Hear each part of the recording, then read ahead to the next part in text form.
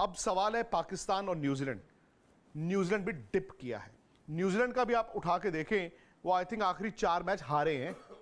जो टीम आखिरी 4 मैच हारी है, भाई उस टीम से आप क्या एक्सपेक्ट करते हैं?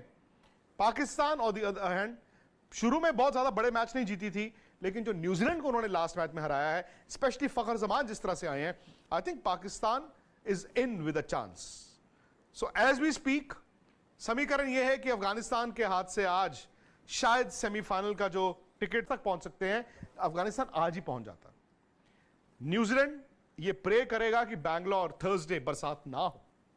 पाकिस्तान ये प्रे कर रहा है कि थर्सडे बैंगलोर में बरसात हो जाए और फिर पाकिस्तान इंग्लैंड को हरा दे। तो ये इंग्लैंड को 130 रनों से हराना है, वो पाकिस्तान के लिए मुश्किल हो जाएगा।